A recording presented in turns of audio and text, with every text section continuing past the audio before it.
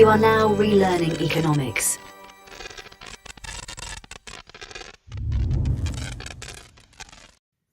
Welcome back to another React video. This week I'm going to do Ray Dalio's Changing of Empires, or Changing of World Empires. Now, he put out a book. You can find it on Google. If you just type it in, you'll get a PDF and you can read it for free. He also did a YouTube video, which I'm going to react to today. And that's going to be a lot of fun. And I'll tell you, I watched this about a year ago, maybe a year and a half ago. And what he describes is a dynamic system. So an overshoot and collapse system. But he didn't formalize it with a system dynamic model, but he does come at it from a systems thinking perspective. And that's very interesting to me. So like I've said, I've watched it before. So I'm going to describe the things that I agree with. Right. And there's going to be quite a few things, but I'm probably going to point out the things that I disagree with.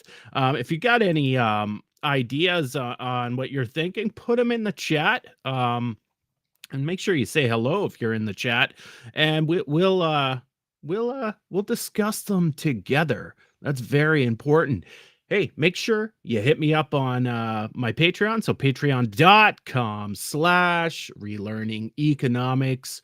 You get a lot of cool blogs there, a lot of my other material. If you're into system dynamic modeling, all that stuff's there for you. You can find me on X, formerly known as Twitter, at relearningecon. Hit that subscribe bell. Is it a bell? It's a button. Hit that button. Hit the notification bell. That one's even more important than the subscribe bell. I don't care if you subscribe to me or not, but if you watch the videos, that's slightly more important, I think. Anyways, you're probably at work, so you might watch this later, but if you are in the chat, make sure you say hello. We're going to check out the video itself. Let's bring this up. Let's pause this right here. Let's bring my big mug over here. That is the video we're going to watch today. It's going to be a lot of fun, so stay tuned. Give your ideas in the chat. What do you agree with Ray Dalio? What do you disagree with? Now, keep in mind, I find Ray Dalio to be somewhat neoliberal, but I think he's a good thinker. Like, I think he narrates this. I'm pretty sure that's his voice. So he's compelling, right? And he comes at it from a systems thinking perspective. And that's what you should do with, anything you're analyzing. Now, whether you use system dynamic methodology to model it later on, but it's just a good perspective to come in with, the systems thinking perspective. Daniela Meadows, one of the famous authors from The Limits of Growth, true system thinker. Anyways, let's start this off. The times ahead will be radically different from those that we've experienced in our lifetimes, though similar to many times before. How do I know that? Because they always have been.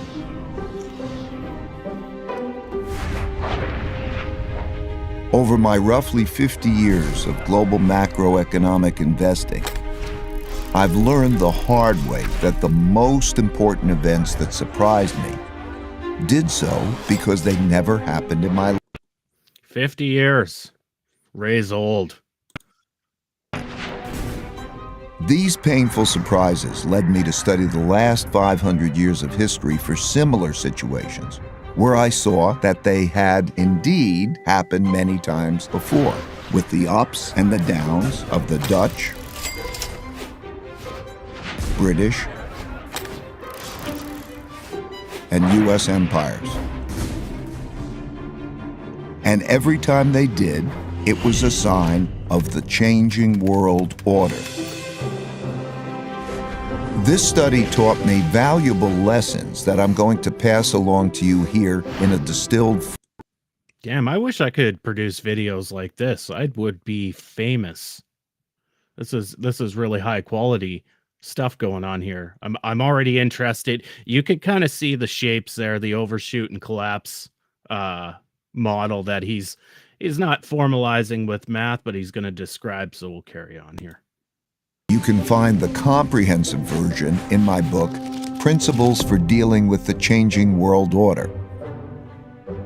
Let me begin with a story that brought me to this point, about how I learned to anticipate the future by studying the past.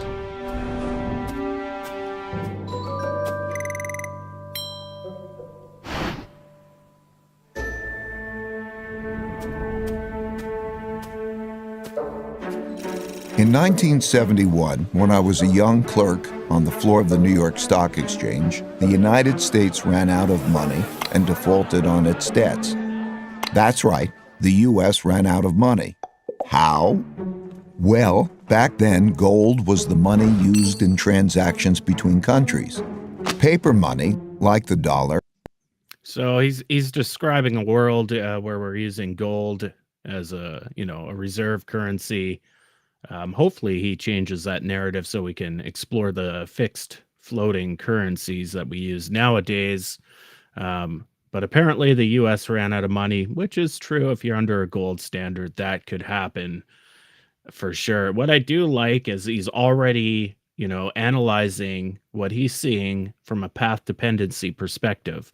Right. So this isn't a DSGE model where everything's optimized to go to an equilibrium. Past history is kind of feeding into stocks and flows, and it's going to dictate the endogenous behavior of what he's trying to set up later on. In a checkbook, in that it had no value other than it could be exchanged for gold, which was the real money. At the time, the United States was spending a lot more money than it was earning by writing a lot more of these paper money checks than it had gold in the bank to exchange for them. As people turned these checks into the bank for gold money, the amount of gold in the U.S. started to dwindle. It soon became obvious that the U.S. couldn't keep its promises for all the existing paper money, so people holding dollars rushed to exchange them before the gold ran out. Recognizing that the U.S. was going to run out of real money, on Sunday evening, August 15th, President Nixon went on television to tell the world that the U.S. was breaking its promise to let people exchange their dollars for gold. Of course, he didn't say it that way. He said it more diplomatically, without making it clear. So, on one side of the economic spectrum, of course, the gold shock by Nixon, it kind of changed, the world, and it started causing inequality. And of course, on the other side, they reject that hypothesis completely. And so a lot of things happen when you look at productivity and wage growth. There's a lot of correlation there between Nixon dropping the gold standard and those diverging. Of course, the other side will say, well, they're just using two separate indexes, and that caused the chart to diverge. You can go Google this chart. It's widely known. I'm on the side that it actually kind of removed a constraint, so countries like the U.S. could be more productive. They could make their currency more elastic, so now they're investing in new productive processes, making the economy grow faster. And that, that idea that we're off the gold standard, inequality starts forming, wasn't really, it's just a kind of a correlation. It's not a causation. What else was happening at the same time was the rise of the financial sector. And of course, the growth of the financial sector taking more and more of the national income, that had to come from somewhere else. And that was the household side of things. States was defaulting. The strength of a nation's currency is based on the strength of that nation's economy. And the American economy is by far the strongest in the world. Accordingly, I have directed the Secretary of the Treasury to take the action necessary to defend the dollar against the speculators. I have directed Secretary Connally to suspend temporarily the convertibility of the dollar into gold or other reserve assets, except in amounts and conditions determined to be in the interest of monetary stability and in the best interest of the United States. I watched in awe, realizing that money as we understood it was ending. What a crisis. I expected the stock market. What a crisis. What a crisis. He's expecting things to happen next. To plunge the next day, so I got on the exchange floor early to prepare. When the opening bell rang, pandemonium broke out, but not the kind I expected. The market was up, way up, and went on to rise nearly 25%. That surprised me because I never experienced a currency devaluation before. When I dug into history, I discovered that the exact same thing happened in 1933 and had the exact same effect. Then, paper dollars were also linked to gold, which the U.S. was running out of because it was spending more paper money checks than it had gold to exchange for them. And President Roosevelt announced on the radio that he would break the country's promise to exchange dollars for gold. It was then that I issued the proclamation providing for the National Bank holiday. And this was the first step in the government's reconstruction of our financial and economic fabric. The second step, last Thursday, was the legislation promptly and patriotically passed by the Congress, confirming my proclamation and broadening my powers so that it became possible, in view of the requirement of time, to extend the holiday and lift the ban of that holiday gradually in the days to come. This law also gave authority to develop a program of facilitation. In both cases, breaking the link to gold allowed the U.S. to continue. So we're seeing kind of a recurring story, right? It's not that gold was necessary for the productive means of a nation, specifically the United States. It was that it was a constraint, and they always ran up against that constraint. So you see further and further erosions of the gold standard over time because it just didn't serve a productive service to the economy. So that's interesting. He's really going through the history here. I like it so far. Welcome to the live stream. You're welcome. I think everybody should watch this video because it's quite interesting. It gets deeper and deeper into the dynamics of things. We'll carry on.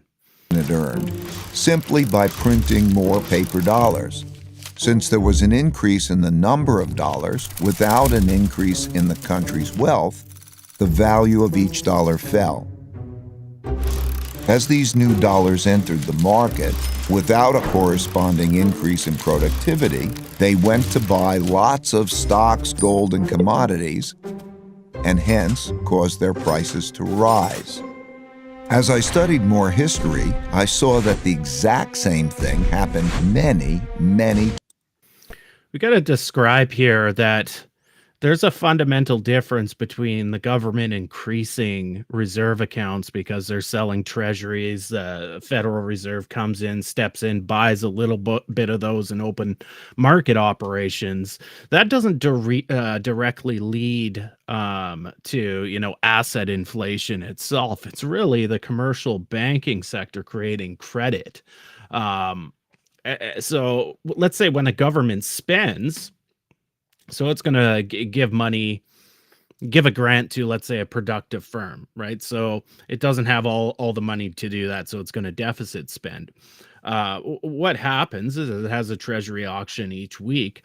They have that auction with primary dealers in the banking sector, and that's all just a swap for reserve balances for a treasury. So the primary dealer is a bank in the U.S., and they use some of the reserves, and they buy one of these treasuries. The government then has enough, and this is very convoluted, then has enough money. So they take that money now that's in the TGA, the government account, and they spend it on that firm. That firm has a bank, so that bank will get reserves. That bank then marks up the credit in the economy, right, with bank credit, so commercial bank money, and that firm gets some money and they invest actually into productive processes. That itself isn't going to lead to asset inflation. However, reckless commercial bank lending, which can happen irrespective of settlement balances or reserve accounts, that can cause asset inflation in itself. So I think it's important to nuance that, because what he's describing there is that, well, the gold standard's gone, the government's spending willy-nilly, and that pushes up asset prices. That's not really a causal reason. He's kind of pushing a correlation. And remember how I said, we've seen the growth, and this might be a phenomenon of capitalism, that the financial sector is growing and growing and growing, and they're getting a bigger share of the national income. and they're creating more bank credit. And so bank credit, the elasticity of money isn't a bad thing in itself, but when it becomes reckless, then that money's flowing into financial assets, not productive assets. Many times before. I saw that since the beginning of time, when governments spent much more than they took in taxes, and conditions got bad, they ran out of money and they needed more. So they printed more, a lot more, which made its value fall and made the prices of most everything, including stocks, gold, and commodities, rise.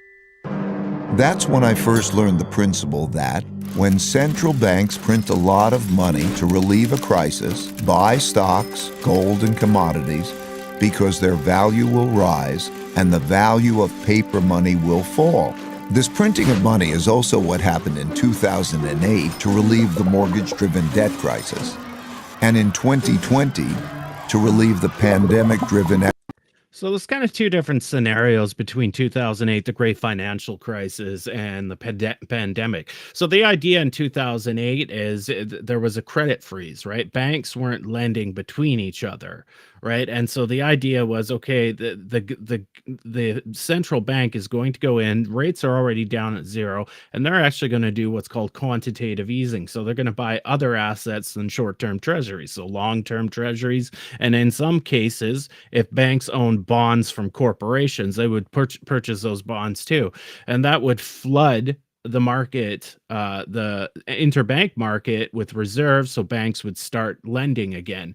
It didn't quite work out, right? So there was a lack of confidence in the banking industry itself that one bank would actually repay that, right? And just flooding some banks with reserves didn't quite work right away.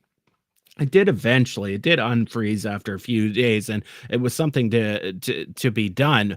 But that was the reason in 2008. So they were giving reserves essentially to the banking sector, so there'd be interbank lending, and we could all wake up the next day and our financial system would still be functioning.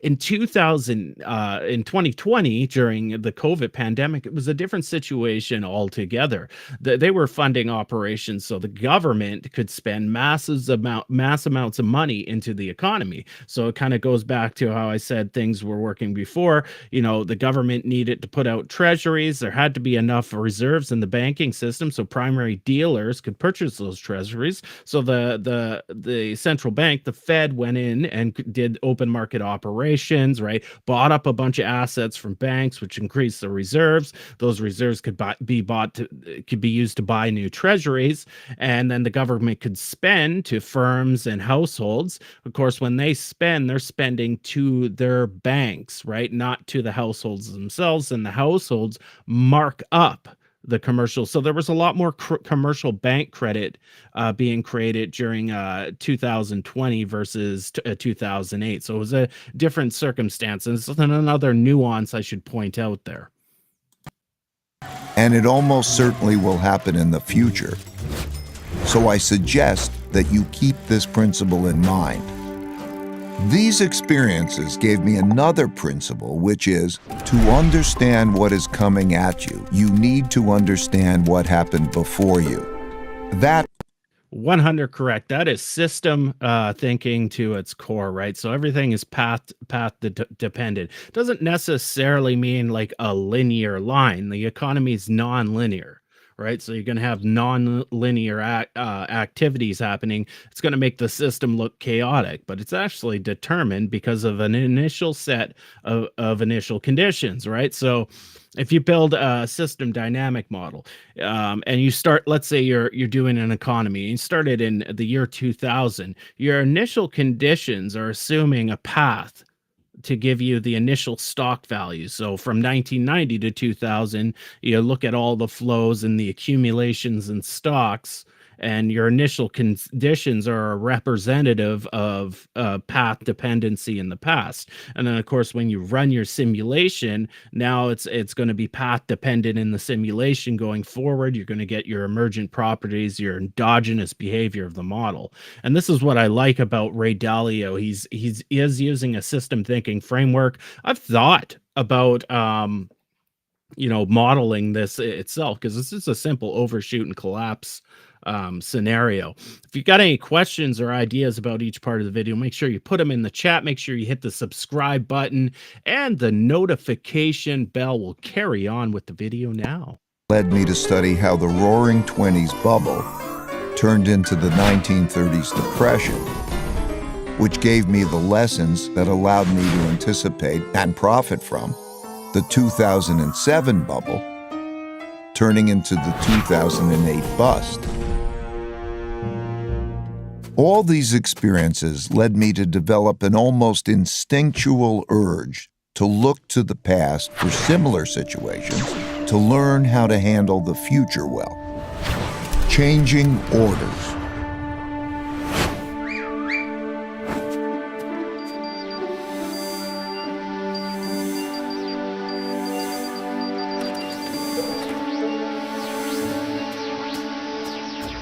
Over the last few years, three big things that hadn't happened in my lifetime prompted me to do this study.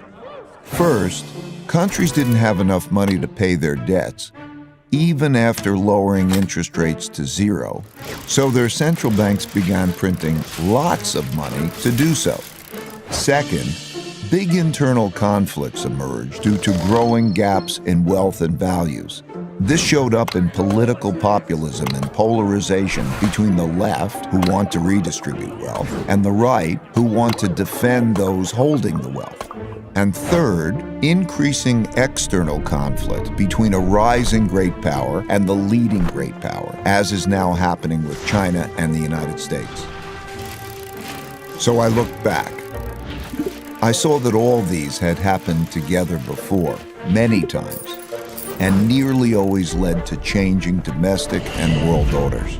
The last time this sequence happened was from 1930 to 1945. What exactly is an order, you might ask? It's a governing system for people dealing with each other. There are internal orders for governing within countries, typically laid out in constitutions. And there is a world order for governing between countries, typically laid out in treaties. Internal orders change at different times than world orders, though whether within or between countries, these orders typically change after wars. Civil wars within countries, international wars between countries. They happen when revolutionary new forces defeat weak old orders. For example, the U.S. internal order was laid out in the Constitution in 1789 after the American Revolution, and it is still operating today, even after the American Civil War. Russia got rid of its old order and established a new one with the Russian Revolution in 1917, which ended in 1991 with a relatively bloodless revolution. China began its current internal order in 1949 when the Chinese Communist Party won the Civil War. You get the idea. The current world order, commonly called the American World Order, formed after. So he's kind of taken an approach, and so this is where I'm careful when I'm looking at path dependency in a system. So we've seen things in the past, and we can say, well, there's a correlation there of things that are happening. Now, hopefully, as we go through this video, it kind of demonstrates the causal nature of what he's describing. But it's very, very important, especially in dynamic modeling, that you're not just looking at coincidences. Right? You're not just looking at some sort of correlation, right? And it's happened a few times, so you suspect causation. You really got to model that out. You've got to build a causal loop diagram. So in systems thinking and system dynamics, you start with what's called a causal loop diagram, where you're doing negative and positive feedback loops between different processes in your system. And then after that, you take that causal loop diagram and you make a stock flow diagram, right? So now you're putting, what are stocks, the things that are accumulate, what are the flows, what are the auxiliaries, what are the functions, right? So hopefully it gets into that, and we'll carry on here. Allied victory in World War II, when the U.S. emerged as the dominant world power. It was set out in agreements and treaties for how global governance and monetary systems work. In 1944, the New World Monetary System was laid out in the Bretton Woods Agreement and established the dollar as the world's leading reserve currency. A reserve currency is a currency that is commonly accepted around the world, and having one is a key factor in a country becoming the richest and most powerful empire. Do you guys believe in that? Put that in the chat. Do you think, a reserve currency is the great, nirvana for a nation to have? And we, of course, see it with the United States, before with Britain, before with the Netherlands. Is that really, a great thing, or is it a bit of a curse? And we can get into that later. With a new dominant power and monetary system established, a new world order begins. These changes take place in a timeless and universal cycle that I call the Big Cycle. I'll start with a quick overview, then give you a more complete. So what he's showing here is an overshoot and collapse model, right? And this is what really attracted me to his idea and his book a number of years ago, and then of course this video, as he's describing a system where there's a reinforcing loop or loops causing a main loop to rise over time, and then a counterbalancing loop or loops kicks in afterwards. One could think to the limits to growth model, which is famous. I was talking about Daniela Meadows was one of the authors. Jorgen Randers, Daniela Meadows' husband, who's still alive, Dennis Meadows, were authors of the limits to growth, and they had a system dynamic model, and it was an overshoot and collapse model. So very interesting. And we'll carry on. Actually, I'll find it if I can find a graph of that model too, but we'll carry on. Version, and then direct you to my book if you want more. As I studied the 10 most powerful empires over the last 500 years and the last 3 reserve currencies, it took me through the rise and decline of the Dutch Empire and the guilder, the British Empire and the pound, the rise and early decline in the United States Empire and the dollar, and the decline and rise of the Chinese Empire and its currencies, as well as the rise and decline of the Spanish, German, French, Indian, Japanese, Russian, and Ottoman empires, along with their significant conflicts, as measured in this.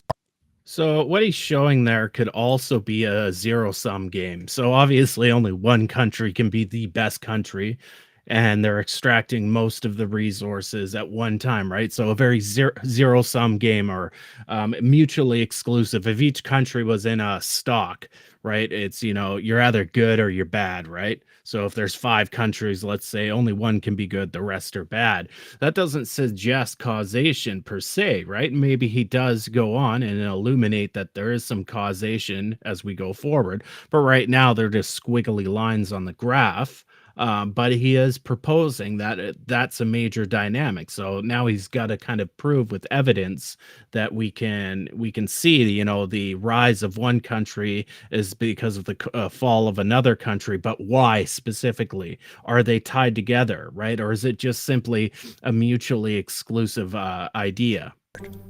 To understand China's patterns better, I also studied the rise and fall of Chinese dynasties and their monies back to the year 600. Because looking at all these measures at once can be confusing, I'll focus on the 4 most important ones: the Dutch, British, US, and Chinese. You'll quickly notice the pattern.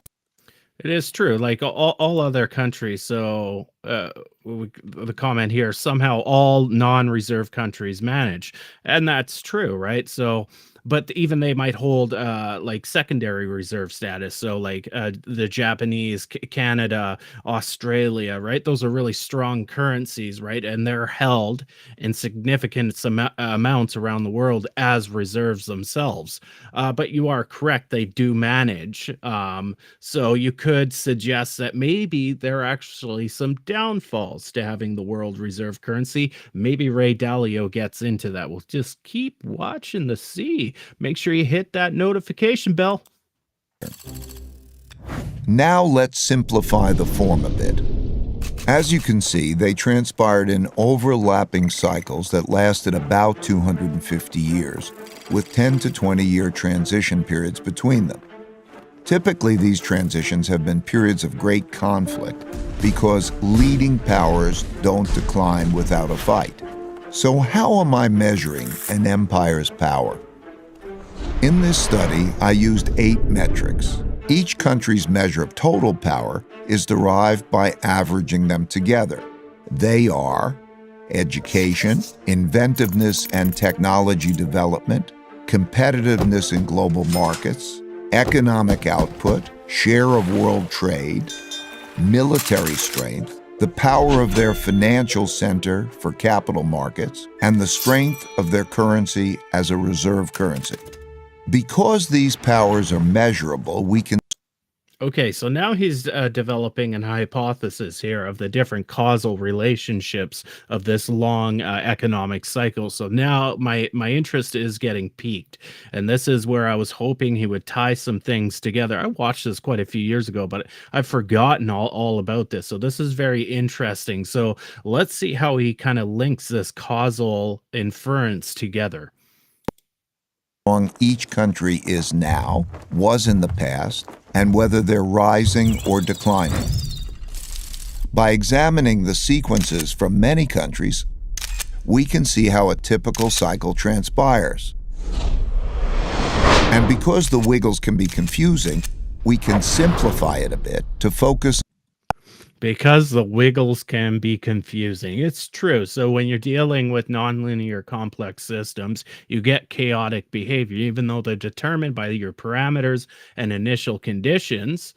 When you're analyzing it, you can't solve it analytically. You have to use a numerical solver to run these simulations. It can be quite squiggly, and we can get results like he showed. But what he's doing now is he's smoothing out the data over time, which is fine for illustrative purposes.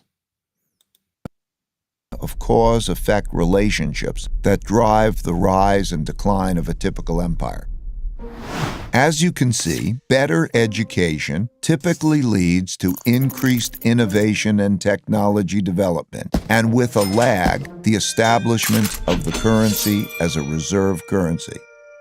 You can also see that these forces then declined in a similar order, reinforcing each other's decline. Let's now look at the typical sequence of events going on inside a country that produces these rises and declines. In a nutshell, the big cycle typically begins after a major conflict, often a war, establishes the new leading power and the new world order. Because no one wants to challenge this power, a period of peace and prosperity typically follows. As people get used to this peace and prosperity, they increasingly bet on it continuing. They borrow money to do that, which eventually leads to a financial bubble.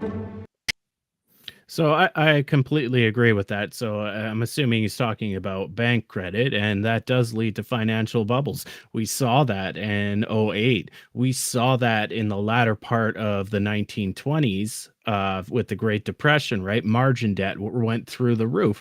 Everybody was able to get into the stock market. It bid up prices, right? So I agree with him on this thesis.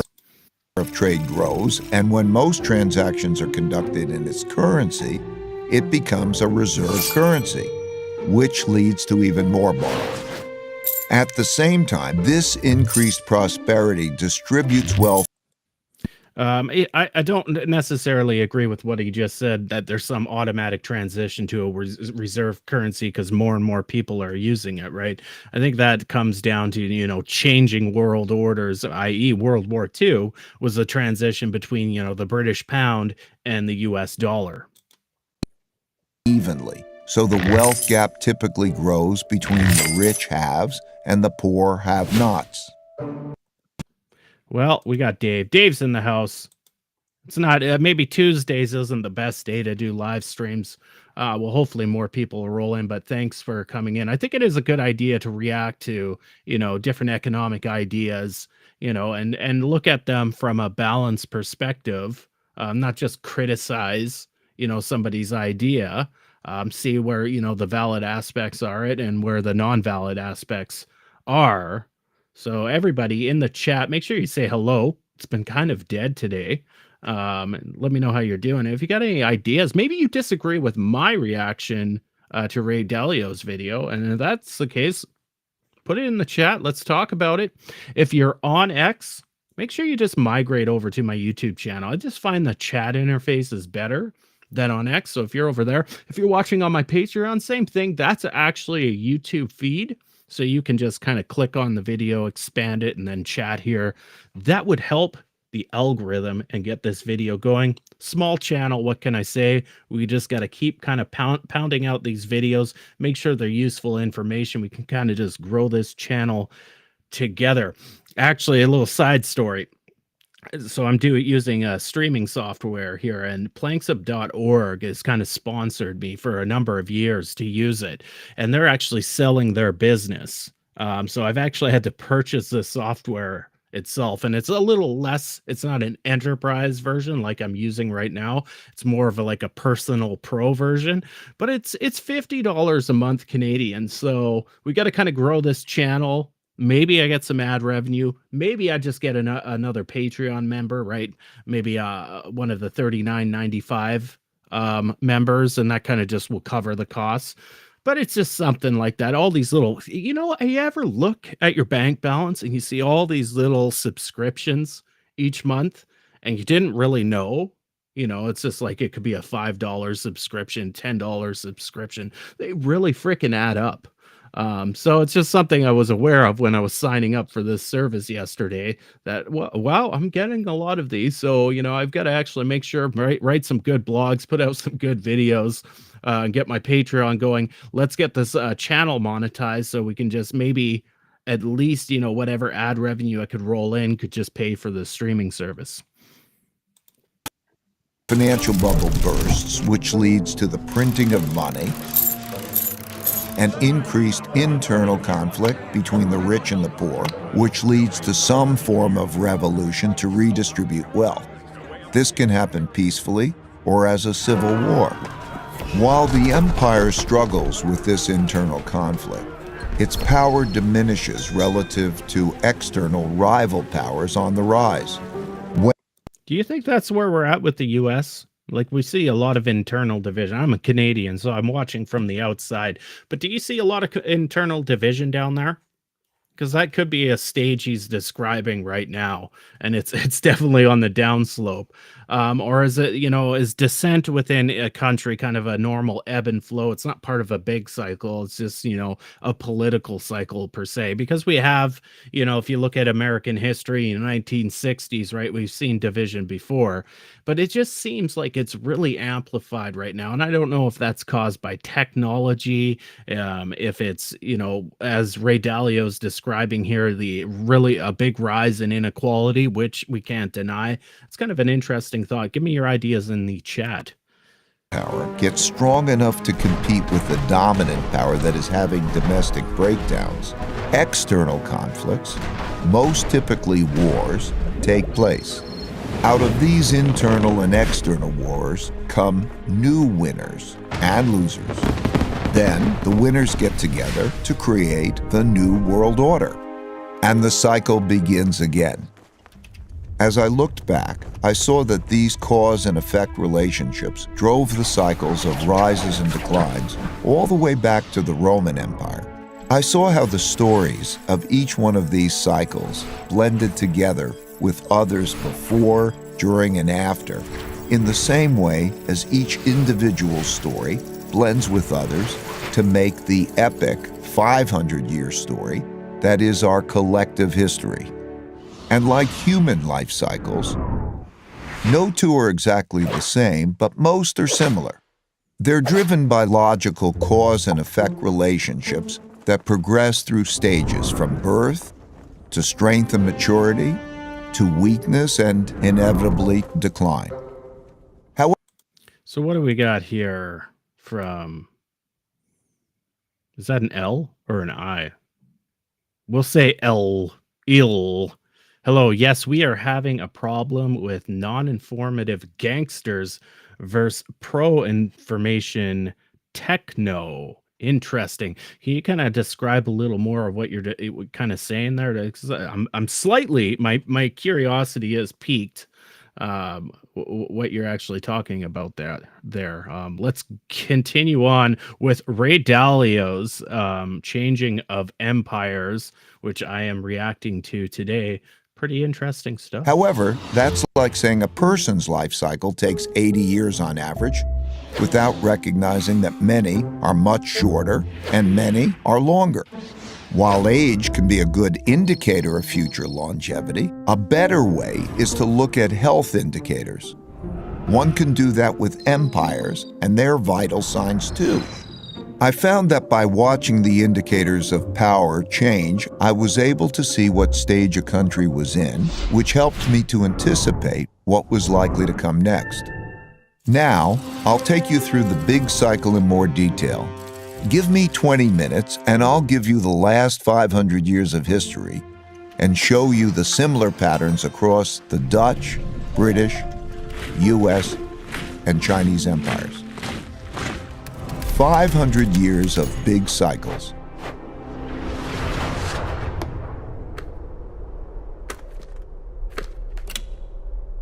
I'm going to describe the typical cycle by dividing it into 3 phases: the rise, the top, and the decline. The rise. Successful new orders that rise, both internal and... Okay, so right here, and I'm hoping he kind of goes down the causal route here. He's describing an initial condition. So he's postulating, yes, there was a path-dependent way that they got to this initial condition, but I'm starting at this point in time, and right here is the initial condition. External are typically started by powerful revolutionary leaders doing 4 things. First, they win power by gaining more support than the opposition. Second, they consolidate power by converting, weakening, or eliminating the opposition so they... Do they always win power by having the majority of people behind them? Does that happen a lot in history, or have we seen points in history where, individual or political group can take power without the majority of the people, but have a strong minority that's forceful and vocal, right? And I'm thinking down at the 2016, and this is maybe making this an extreme example, but the 2016 election of Donald Trump, right? Did he get the popular vote? I don't think he did in that election. I know he did in 2024.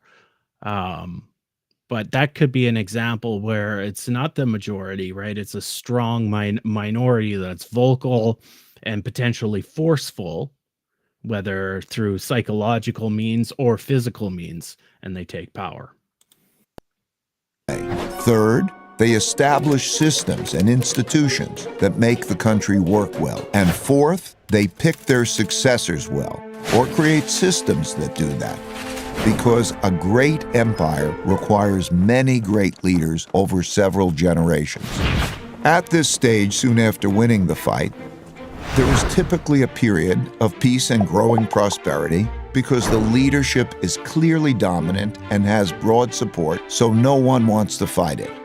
During this phase, leaders within the country have to design an excellent system to raise the country's wealth and power.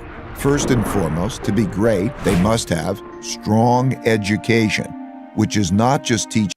Okay, I like that. So he's now creating causal inferences. So he's not just saying, well, this was a correlation, a nation rises and then it falls, overshoot and collapse, end of story. So he's developing causal relationships between each variable, and that's really important in systems thinking. So I'm liking that so far. Also, I know so you're not the only person that wants my email, so I did put in the chat. So if you want my email, you can hit me up on my Patreon, patreon.com/relearning economics, and I can give it out to you in DM there. The reason why I'm not just giving it out on my YouTube, like in the about page or anything like that, is I just get overwhelmed with spam and I got to delete that account, right? So I'm trying to keep my emails clean. But also strong character, civility, and work ethic. These are typically taught in the family, schools, and religious institutions. Yep. That provides a healthy respect for rules and laws, order within society, low corruption, and enables them to unite behind a common purpose and work well. Pretty much propaganda. Propaganda can, be socially good and it can be socially bad depending on what the propaganda is. But essentially, all our nations, you see it always been down in the States. They criticize other countries and their propaganda, but they've always had the hoorah propaganda, the very patriotic propaganda. And that's absolutely right. So I like his causal thinking at this point. As they do this, they increasingly shift from producing basic products to innovating and inventing new technologies. For example, the Dutch rose to defeat the Habsburg Empire and become superbly educated. They became so inventive that they came up with 1/4 of all major inventions in the world, the most important of which was the invention of ships that could travel around the world to collect great riches, and the invention of capitalism, as we know it today, to finance those voyages. They, like all leading empires, enhanced their thinking by being open to the best thinking in the world. As a result, the people in the country become more productive and more competitive. So we've gone from education as kind of an initial condition, right? A starting point, that education causes better innovation. And now we're kind of going the next part of that causal loop. If we go around as a positive feedback loop is competitiveness. Which shows up in their growing economic output and rising share of world trade. You can see this happening now as the U.S. and China are roughly... Now, rising share of trade, are you importing more, right? So that's an interesting one. So if we could hypothesize that there's, a bell curve to capitalism, right? An overshoot and then collapse, do we get to a point where we see the U.S., which is now a net importer of things, is that just a natural progression? And I'm not too sure if he differentiates that in world trade. Do you mean like you are exporting more? So you're giving your stuff away in return for financial assets, or are you using your financial assets to bring in real goods? So maybe he'll differentiate that here upcoming. Both their economic outputs and their shares of world trade. As countries trade more globally, they must protect their trade routes and their foreign interests from attack, so they develop great military strength. If done well, this virtuous cycle leads to strong income growth, which can be used to find... I don't mean to stop there, but okay, so virtuous cycle means like a reinforcing cycle. So there's some sort of causal loop. And this is where I go back to drawing out your causal loop diagrams and system thinking, right? And you see that there's actually a virtuous cycle, right? That it increases. And of course, you get to a point where there's a counterbalance, a balancing feedback loop that stops that. But I'm wondering if Ray Dalio has kind of read up on some system thinking authors like Daniela Meadows. Very interesting stuff. To finance investments in education, infrastructure, and research and development. They must also develop systems to incentivize and empower those that have the ability to make or take wealth. In all of these cases, the most successful empires used a capitalist approach to develop productive entrepreneurs. Even China, which is run by the Chinese Communist Party, used a form of this capitalist approach.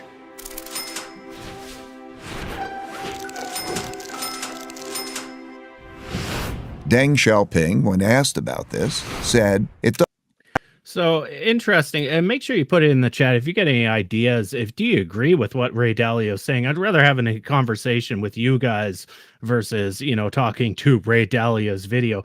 But what I did bring up, and so Ray Dalio is not the first to kind of think about the world in this manner. This is the World 2 model. So it was the predecessor to the World 3 model, which was in the limits to growth. This was created by the father of system dynamics, Jay Forrester. And this is what I was talking about. It's an overshoot and collapse model. And so they're different variables. And this is on a global scale.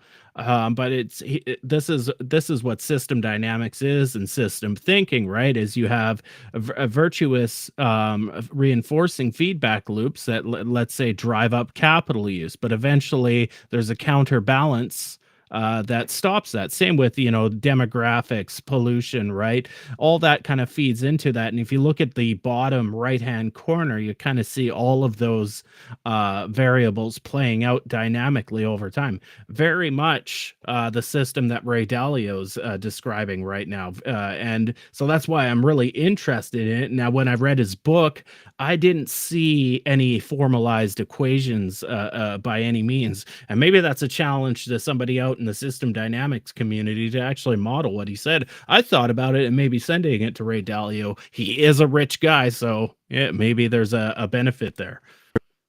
If it's a white cat or a black cat, as long as it catches mice.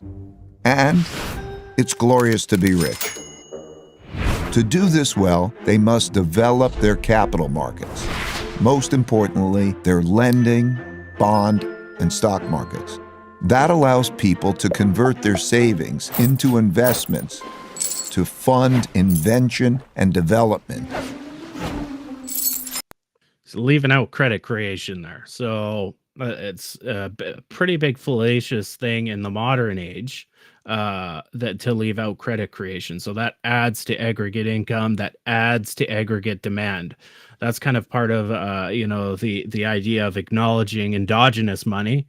So the commercial created money. So a firm can go get a loan, take that money and invest into productive processes, increase output, increase employment, right? Increase aggregate demand in the economy. And that goes with the government as well, as we'll probably get to in a little bit. Successes of those who make great things happen. The Dutch created the first publicly listed company, the Dutch East India Company, and the first stock market to fund it, which were integral parts of the system that produced massive wealth and power. As a natural consequence, the greatest empires developed the world's leading financial centers for attracting and distributing the world's capital. Amsterdam was the world's financial center when the Dutch were preeminent. London, when the British were on top. New York is now. And China is quickly developing its financial centers. Most importantly, the capitalists, the governments, and the military must work together. Not only did the Dutch work well together, they were one and the same. The Dutch East India Company was granted a trade monopoly from the government and had its own officially sanctioned military to go out into the global markets to make and take wealth.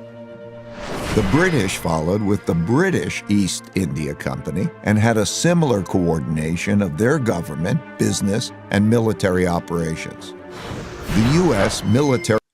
So he's right there. He's describing the development of the financial sector in each nation, which I kind of described earlier as problematic. At the final stages of capitalism, where it's growing faster and gaining more of the income share, the national income share in a country, as opposed to the households. And so the musical chairs keep going on so long as the living standards of households continue to rise, but there is this increasing gap we're seeing in the financial sector and the household sector over time that's becoming problematic. He's describing the initial conditions of it, how it starts and how that fosters the growth of a nation. Complex followed suit, as does the Chinese system today. As the country becomes the largest international trading empire, its transactions can be paid with its currency, making it the preferred global medium of exchange. And because their currency is so widely accepted and frequently used, people around the world want to save in it, making it the preferred storehold of wealth, and thus the world's leading reserve currency. The guilder was the world's main reserve currency when the Dutch led world trade, the pound was when the British led, and the dollar has been since the US led.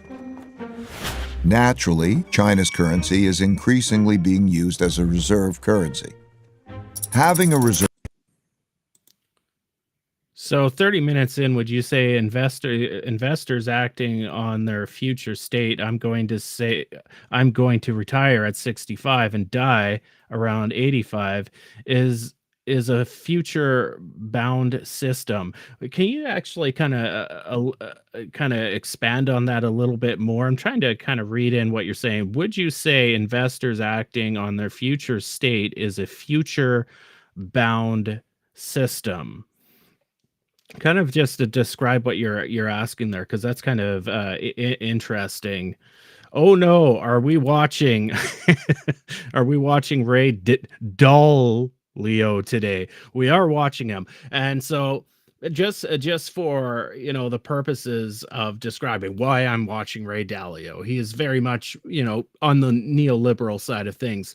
What he's describing here is a dynamic system, and he didn't model it outright, but he is kind of using a system thinking method to kind of go forward on things. So it's interesting. Why I like that is then when you talk in systems, right, and you just describe it like a causal loop diagram, you can even write it like make a diagram of that loop, but people tend to understand, right, because complex systems get really complex, right, and your mental noodle it becomes hard to start following along. And this is why we have problems with big brained economists that have their big brained ideas generally don't work out because the economy never goes into equilibrium. It becomes hard to follow around. And I have to give credit to Ray Dalio, as he's coming at this from a systems thinking perspective. Now, what we want to explore, are his assumptions wrong in this kind of causal chain? enables the empire to borrow more than other countries. That advantage is huge. Think about it. People all over the world are eager to save and hence lend back their currency to the empire. Countries without a reserve currency don't have that. And when the empire runs out of its own money, remember the United States in 1971? They can always print more. The exorbitant privilege afforded by the empire's reserve. So they never ran out of their own money if they could always print more. He's kind of conflating gold and fiat currency right there. So that should be highlighted, right? And I go back to what I was saying earlier when we were kind of reviewing the start of this, right? Is that, you know, from my perspective and my humble opinion, gold is just a constraint on real production. It's not a boost on real production. And hence why we saw over time the erosion of the gold standard, because it got in the way of economic growth. Currency leads borrowing to increase and the beginning of a financial bubble. This series of cause and effect relationships, leading to mutually supportive financial, political, and military powers, bolstered by the borrowing power of a reserve currency, have gone together since history began to be recorded. All the empires that became the most powerful in the world followed this path to the top.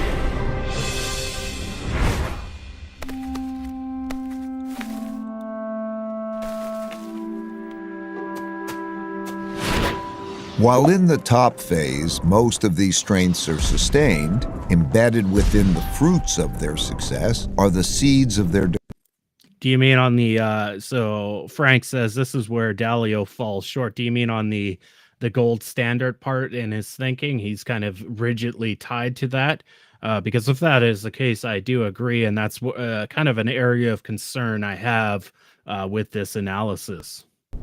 As a rule, as people in these rich and powerful countries earn more, that makes them more expensive and less competitive relative to people in other countries who are willing to work for less. At the same time, people in other countries naturally... I often wonder if he does, and I think a lot of these neoliberals do. They frame it in a different way, and then they create a narrative in their own head, in their own analysis, that somehow it's bad. Because they do kind of go to that household fallacy where, you know, the government's the same as a household. And as we know, the government is the currency issuer. And I don't mean to go down the MMT train of thought here, but that's the reality. I wonder if he kind of knows it, like all these neoclassicals and neoliberals know that the government produces its own fiat currency. And that they're not constrained by it because they're creating themselves. I wonder if he knows that subconsciously, but he sees some big demon, you know, he's kind of like opening the door of countries are creating their own currency. And he opens the door and he sees this big demon. And he can't describe the big demon inside because he hasn't analyzed it to the degree of, let's say, people like Warren Mosler. That could be a possibility. So I often wonder that, like Ray Dalio's smart. If you've watched him in interviews, you can't say the guy isn't smart. I think he knows that, but I think he sees demons in his own closet that aren't really there. So that could be a possibility. Copy the methods and technologies of the leading power, which further reduces the leading power's competitiveness. For example, British shipbuilders had less expensive workers than Dutch shipbuilders. So they hired Dutch designers to design better ships that were built by less expensive British workers, making them more competitive, which led the British to rise and the Dutch to decline. Also, as people become richer, they tend not to work as hard. They enjoy more leisure, pursue the finer and less productive things in life, and at the extreme become decadent. Values change from generation to generation during the rise to the top, from those who had to fight to achieve wealth and power to those who inherited it. They're less battle-hardened, steeped in luxuries, and accustomed. So, Zaza. Zaza? Zaza. I love YouTube names. Why do you think China's household savings rate is so high? I wonder, especially because China hasn't really had many recessions. So a savings rate, so how I model, like in our national model at Modern Macro Technology, the savings rate, essentially, if you aggregate, you know, the households, also their savings accounts, their checkings accounts, money market accounts. If you just aggregate it all together, you can put a time constant in. It's pretty stable. And the time constant is just like it's dimensioned in the time that you are modeling. And let's say you have, we'll make this easy. You have $100 in your bank account and your time constant is 3, right? So it means, and your time constant is dimensioned in a year. So that means you'll spend $30 that year. And you can see it's pretty stable. So what that kind of suggests, I haven't looked at the savings rate, how high it is compared to the USD or US economy for households. And I'll take a look at it after, because that's pretty interesting. It just suggests that Chinese consumers aren't spending as much. They're not as eager on consumption. But if you Zaza, I want to say Zarza for some reason, but there's no R there. Zaza, if you got some more details there, add them in the chat, because that's kind of interesting. To the easy life, which makes them more vulnerable to challenges. The golden era of the Dutch Empire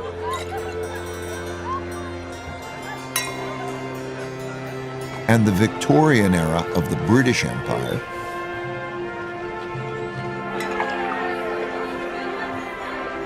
were such high prosperity. And so the hasty ants in the house, longtime viewer on the Steve Keen channel and my channel, he's been around. It's good to see you. Cultural and the high government spending allows it. I'm assuming you are speaking about China, correct? And again, maybe to give a little more info on what you're suggesting there. So government spending, if it's directed into the private sector, not just the financial private sector, but into the household sector, that would raise their bank balances. That would suggest that maybe potentially people just simply have more money and they don't have anything more to spend on. Kind of highlight what you mean there, because that's kind of interesting as well. As people get used to doing well, they increasingly bet on the good times continuing and borrow money to do that, which grows into financial bubbles.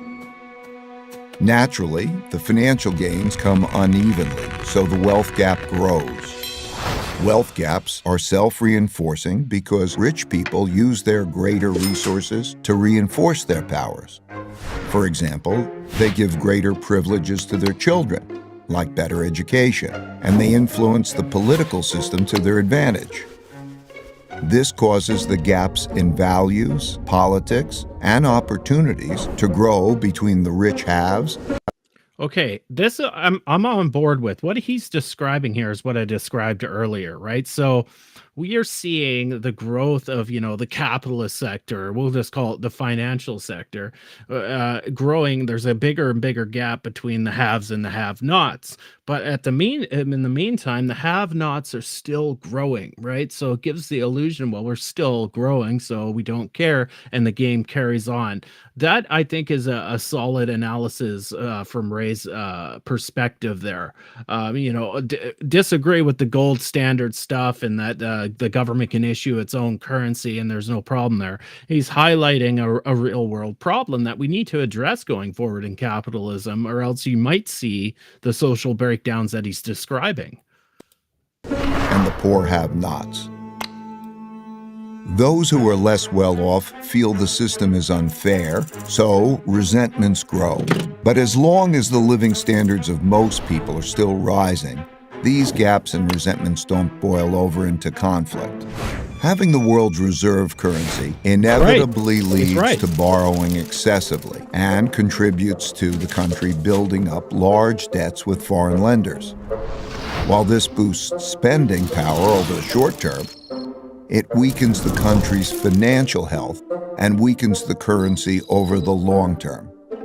In other words, when borrowing and spending are strong, the empire appears very strong, but its finances are in fact being weakened. The borrowing sustains the country's power. No, I got to disagree with that. He makes a diagram there of the causal loop, and somehow he's suggesting borrowing feeds back into less income. When banks are lending money, they are creating aggregate income, right? They are then creating aggregate demand, which is a reinforcing cycle. And this is typical neoliberal crap, if you think about it, right? Because it's going back to the loanable funds fallacy. Like, they are extracting savings from one part of the economy and employing it in another. There's a zero-sum game. That is not the reality of it, and that's the unfortunate part, because he's doing so well and all the other parts of this video with the causal inferences, but he fails right there. It's irritating because we have these smart guys, and he's got a lot of pull on this planet. You know, if he did some adjustment in his thinking, maybe we could start moving forward, and maybe capitalism could be the thing that helps all, all around, floats all ships, etc., etc. Its fundamentals by financing both domestic overconsumption and international military conflicts required to maintain the empire. Inevitably, the cost of maintaining and defending the empire becomes greater than the revenue it brings in, so having an empire becomes unprofitable. For example, the Dutch Empire overextended around the world and fought war after increasingly expensive war with the British and other European powers to protect its territory and trade routes. The British Empire similarly became massive, bureaucratic, and lost its competitive advantages as rival powers, particularly Germany, soared, leading to an increasingly expensive arms race and World War. The U.S. has spent about $8 trillion on foreign wars and their consequences since September 11, and trillions more for other military operations and for supporting military bases in 70 countries, and it still isn't spending enough to. So let's talk about that. So he's not describing it there because we just discussed he doesn't really describe the currency issuing nation. So there's an argument that and MMT will say it, that you can create all the money you want, but obviously there's constraints, in the resources you employ, and he's not quite bringing that up there. He should be saying, all those military bases. Now there's ethical reasons he's inferring there, and I agree with those ethical reasons, but he's not describing that those are actually all contributing to aggregate income. Aggregate income is aggregate demand, right? So it's not necessarily, he's almost inferring, and we'll watch the rest of the video, that that's part of the downfall. That's a balancing feedback. And I would suggest that's a reinforcing feedback loop. Competition with China in the area around China. In this cycle, the richer countries eventually get deeper into debt by borrowing from poorer countries that save more. It's one of the early signs of a wealth and power shift. This starts. Jesus. So here's how this works. We'll go back to it. When a nation borrows, deficit spends. We'll say borrow. We'll use the old terms. It has a bond auction, right? Reserves. So the country has a central bank. It's the only one that can create these reserves, either through discount window loans, so banks lending from the central bank, or the banks buying financial assets from the bank. They'll create markup reserves. That is where the primary market is. When other countries purchase these treasuries, let's say we'll use the US case as an example, they're buying on the secondary market. That was not funding the TGA. That's all done by the central bank. The central bank has to create the reserves for the primary dealers to purchase at auction, right? So sometime in the past, the central bank did open market operations, quantitative easing, or was lending to the banks, just creating money, creating reserves out of thin air. That's the way it is. And those primary dealers then swap those reserves for treasuries, and they're usually earning a higher yield than holding reserves. The central bank does pay interest on reserves, but you can go buy a treasury at the primary auction. You'll earn a higher income. They'll go and sell that to the private sector or foreign actors at a capital gain. So they'll sell that treasury that they bought at, let's say $100, and they'll sell it to somebody else for $101, right, on the secondary market. Foreigners holding those aren't acting as funding the government, right? They're just holding them, right? In the secondary market, it's a secondary activity. It frustrates me that he's not tackling that, but maybe that's not the point of the video. Maybe this is all ethical morality, finger waving on his part, the neoliberal kind of part of morality. States in the 1980s, when it had a per capita income 40 times that of China's, and started borrowing from Chinese who wanted to save in dollars because the dollar was the world's reserve currency. Similarly, the British with Chinese, they weren't borrowing to get Chinese to. That's not the case. Chinese just have so. Let's face it, the U.S. buys a bunch of Chinese crap, right? The Chinese have all these credit dollars, and this is very important. You look on my Patreon, I covered this, right? There's no reserved transactions in international trade. It's all through corresponding banks, big, large international corresponding banks.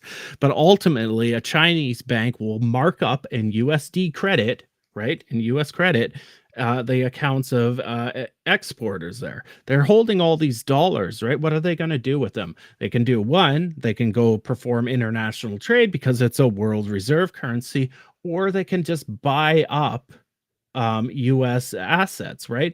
It's better than just holding depreciating dollars. They can go and buy a treasury. But that purchase has nothing to do with putting money into the TGA, right? The US doesn't need foreigners to hold treasuries. That's already done by the triangle of the central bank, commercial banks, which are commercial dealers, and the treasury itself. That's that little loop there.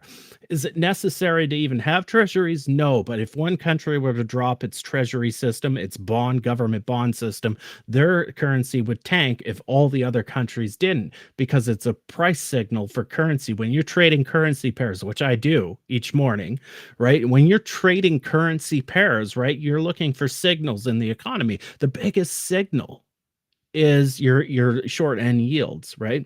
So that's the problem with eliminating them. Also, they serve a financial purpose in like retirement funds, et cetera, et cetera. And as soon as you eliminated a safe government issued asset, you open the door to the private sector creating safe assets, right? And of course, we had 2008. British borrowed a lot of money from its much poorer colonies, and the Dutch did the same at their time. If the empire begins to run out of... Correct. So Frank's saying secondary market is an asset swap. It doesn't add to the money supply unless someone got a loan from the bank to purchase them.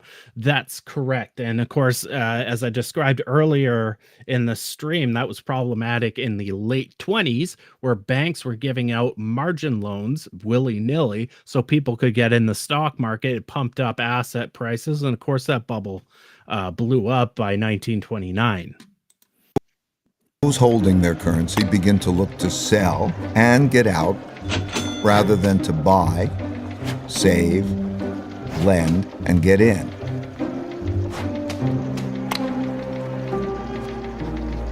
And the strength of the empire begins to decline. The decline. We're at the decline, and Zaza? Maybe you should like put a hyphen. Am I saying it right? Zaza? You could derail the video at any time you want. I derail all of my videos throughout the videos, right? So don't worry about that. If you don't derail it, I will. Trust me. Comes from internal economic weakness together with internal fighting or costly external fighting or both. Typically, the decline comes gradually and then very suddenly.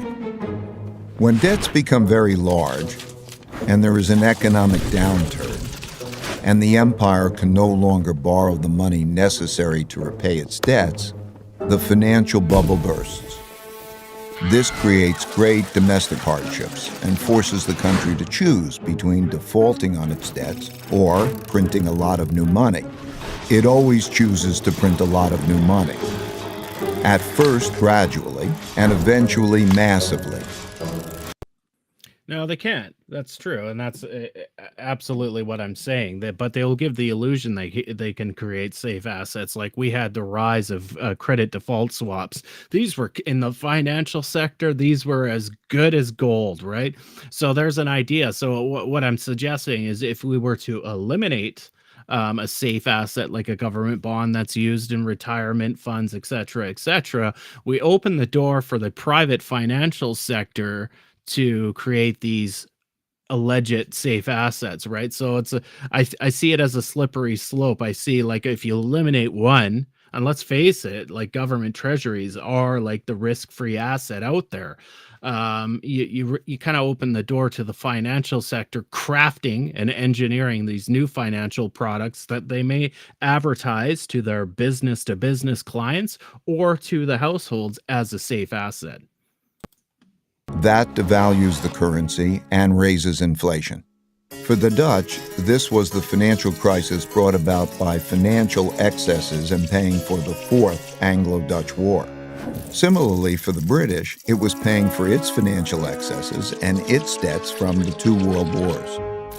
And for the U.S., it's been 3 cycles of debt finance booms and busts since the 90s, with the central bank stepping in each time with stronger measures. When the government has problems funding itself, when there are bad economic conditions, and living standards for most people are declining, and there are large wealth, values, and political gaps, internal conflict between the rich and the poor, as well as different ethnic, religious, and racial groups, greatly increases.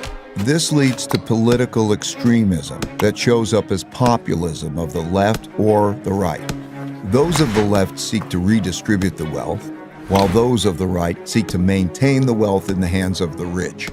Typically, during such times, taxes on the rich rise, and when the rich fear their wealth and well-being will be. So stable coins are essentially just a financial derivative. They're tied to like a commodity or whatnot.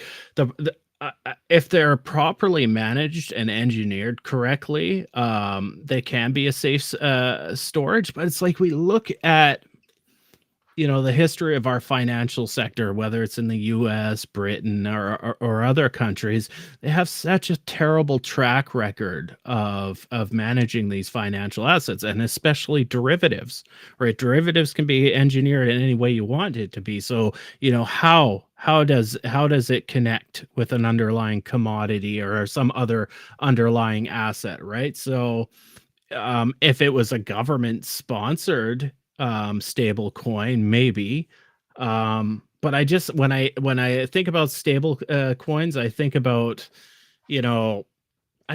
financial engineering, right? It's just a derivative to me, right? We have like and anybody who's watching that's not in financial markets, a derivative is basically an asset that's created that's based on an underlying asset. So let's say if you're into day trading, you might go into what's called the CFD market. So they're like contracts for differences.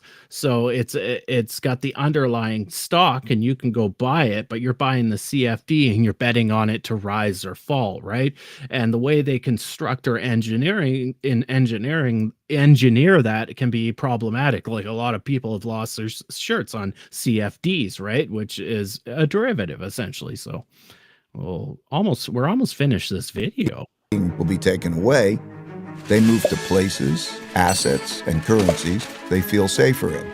These outflows reduce the empire's tax revenue, which leads to a classic, self-reinforcing, hollowing out process. When the flight of wealth gets bad enough, governments outlaw it. Those seeking to get out begin to panic.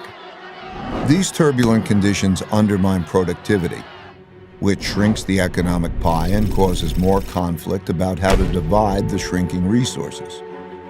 Populist leaders emerge from both sides and pledge to take control and bring about order. That's when democracy is most challenged because it fails to control the anarchy, and it is when the move to a strong populist leader who will bring order to the chaos is most likely. As conflict within the country escalates, it leads to some form of revolution or civil war to redistribute wealth and force the necessary big changes. This can be peaceful and maintain the existing order, but it's more often violent and changes the order. For example, the Roosevelt Revolution to redistribute wealth was relatively peaceful and maintained the existing internal order, while the French Revolution, the Russian Revolution, and the Chinese Revolution He's kind of going really fast there, and he's making there's a bit of a hyperbole going there where he's making assumptions. So for a while there, he was doing a causal loop, and I was agreeing with it. We kind of fell short on currency issuing countries, etc., etc. But now he's going into pure hyperbole, and this is the type of shit that I hate. When you develop such a cohesive story and then your punchline is hyperbole. Some of those things are true and some are untrue. More violent, and led to new internal orders.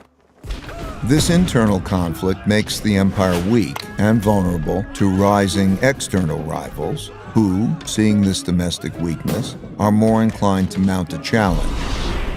This raises the risk of great international conflict, especially if the rival has built up a comparable military. Defending oneself and one's empire against rivals requires great military spending, which has to occur as domestic economic conditions are deteriorating and the empire can least afford it. Since there are two separate things there. So he's making a causal inference of inequality problems in their own nation, and then not being able to afford this is terrible, but going to war. But if you think about it, they can't create the currency, and if the resources are available to be used, they can employ people making this is terrible, but bombs, warplanes, ships, etc., etc. And you see in war economies where GDP booms. So this is a bad causal chain that he just described there. And he's going faster and faster. His original thesis was well structured, but now he's kind of inferring things and suggesting the outcome. And the outcome is almost going against some of his causal inferences. For peacefully adjudicating international disputes, these conflicts are typically resolved through tests of power. As bolder challenges are made, the leading empire is faced with the difficult choice of fighting or retreating.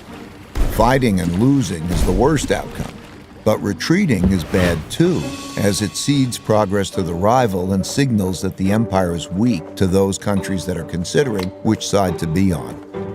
Poor economic conditions cause more fighting for wealth and power, which inevitably leads to some kind of war. Wars are terribly costly. At the same time, they produce the tectonic shifts that realign the new orders to the new realities of wealth and power in the world. When those holding the reserve currency and debt of the declining empire lose faith and sell them, that marks the end of its big cycle. I do love the music, though. The production on this is pretty epic. I'd love to make a video like this. Dutch music that they were just playing there, it was pretty epic. 150 currencies that existed since 1700. Less than 20% now exist, and all of them have been devalued.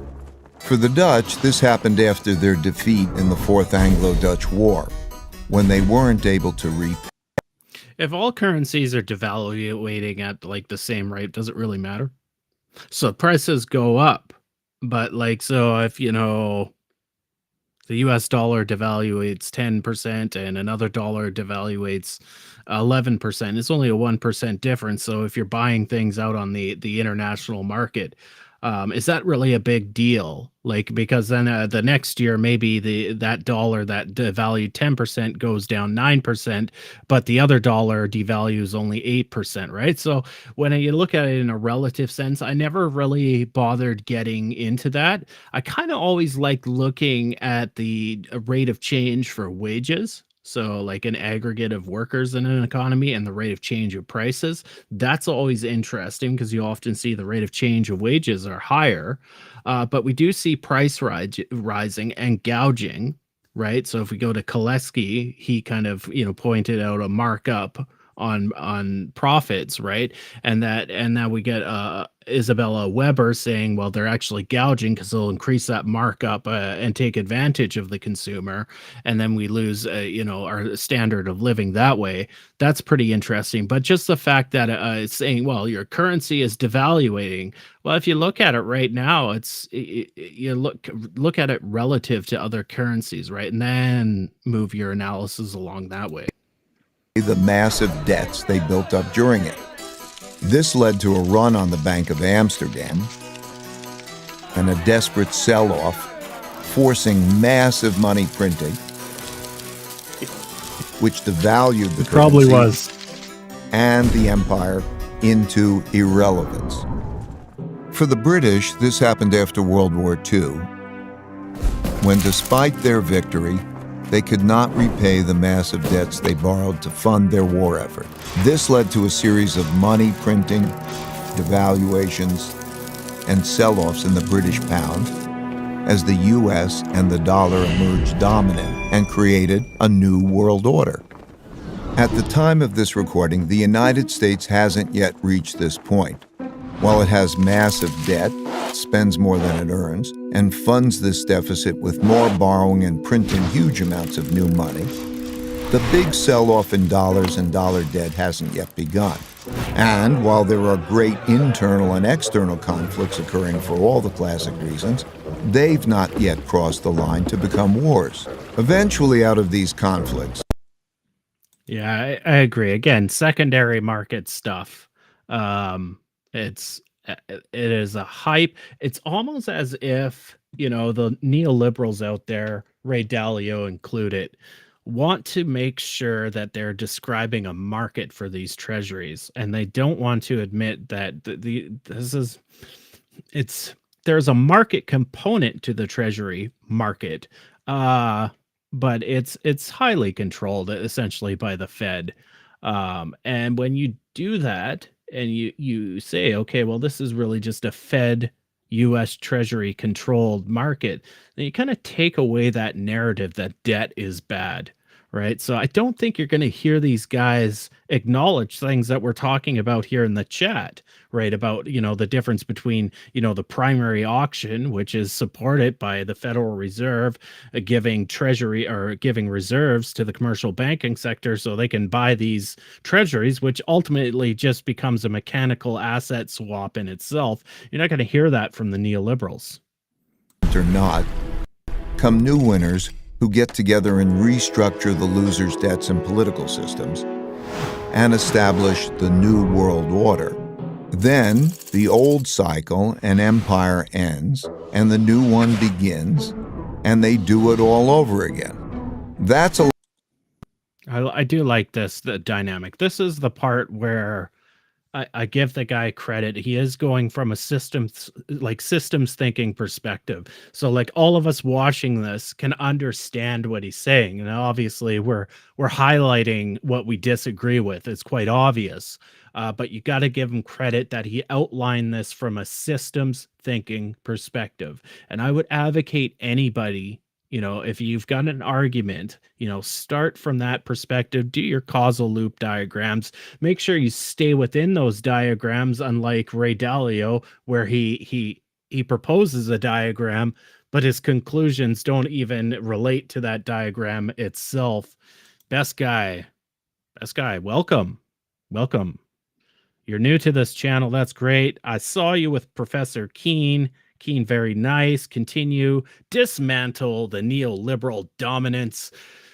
I wish I could. I don't think I have got enough power to do that. If I can make $1 billion with modern macro technologies, I'll carry this torch. I will not sell out, I promise, because I'll be rich at that point and I won't care. But thanks for joining on the channel. Every Friday, live stream with Professor Steve Keen. What do we call it now? Mr. Keynes and Dr. Keen. That's the way we've named the live stream now. I'm Ty Keynes, if anybody didn't know, right? So it's kind of a play on words. So I'm glad you're here. Make sure you subscribe and hit the notification bell. I'm doing 3 live streams a week. So reaction video on Tuesdays, the show with Steve on Friday, and then the Relearning Economics live stream on Sunday. So make sure you join in. I'm glad you're here. Let's finish off this video.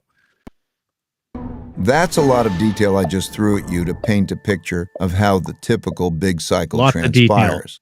Of course, not all of them transpire in exactly this way, but most largely do.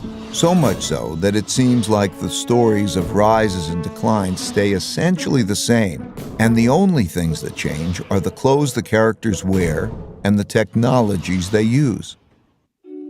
So, where are we heading? Oh, this is kind of the end of the video. Oh, where the big insight comes. So we've all got to listen with bated breaths and see what the great Ray Dalio says next. The future.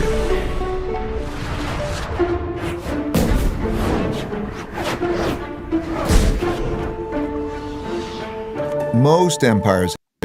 Pew pew pew pew pew pew pew pew. I love the editing of this video. Give it that. If we hate the video altogether and like F the causal inferences, if we don't like his system thinking, we got to give credit to this video. It's animated.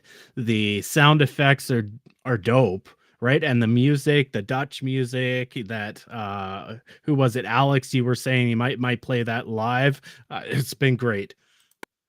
Time in the sun and inevitably decline. Reversing a decline is difficult because that requires undoing a lot that's already been done, but it's possible. By looking at these indicators, it's pretty easy to see which stage of the big cycle an empire is in, how fit it is, and whether its condition is improving or worsening, which can help one estimate how many years it has left. Still, these estimates aren't precise, and the cycle can be extended if those in charge pay attention to their vital signs and improve them. For example, knowing that a person is like the guy holding it up. That's like me trying to hold up this YouTube channel to get it going. That's me like every 3 days. Like, I hope somebody watches this. So I feel the cartoon character. How fit they are, whether they smoke or not, and a few other basic vital signs, one can estimate the person's longevity. One can do that with empires and their vital signs too. It won't be precise, but it will be broadly indicative and give clear direction on steps to take to increase longevity. It's most often the case that a nation's greatest war is with itself over whether or not it can make the hard decisions needed to sustain success.